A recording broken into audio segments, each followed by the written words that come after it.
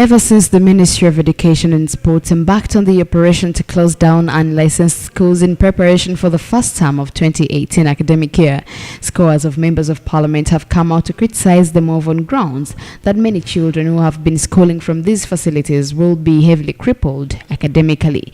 The climax was yesterday when the Chibuku County MP, Herbert Chinobede, petitioned parliament to stop the operation.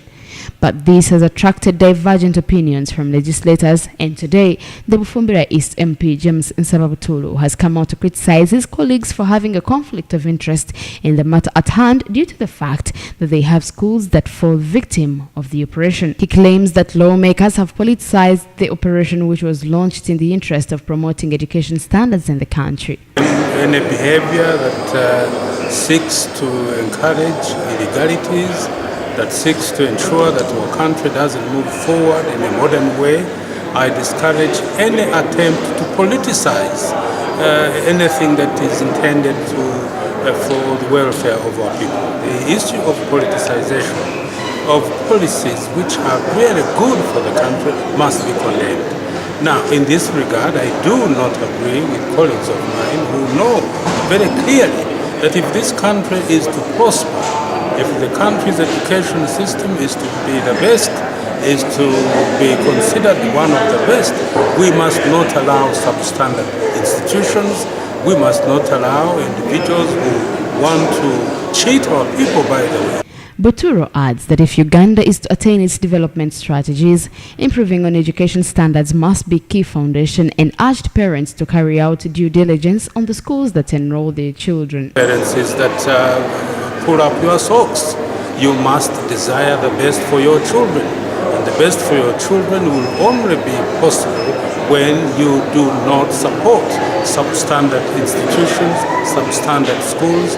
Don't allow teachers, don't allow business people with schools to cheat us, to cheat the country, and to cheat the future of your children as well. But the Manjia County MP, John Baptist Nambeshe, believes that however much legislators can have interest in the matter, they are right to oppose the closure of schools because government has not done enough to provide competitive options to the said dilapidated private schools without operational licenses. Is performing to the expected standards, to the expected well-stipulated rules and regulations. Actually, according to the law, because the law is well stipulated.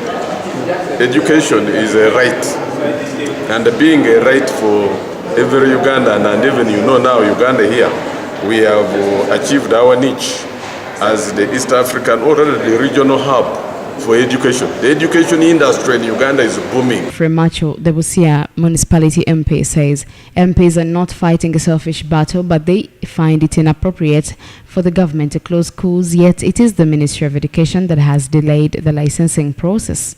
We are not fighting closing of licensed schools as a matter of conflict of interest, but as a matter of proper procedure of helping our people who are stakeholders in education of this country.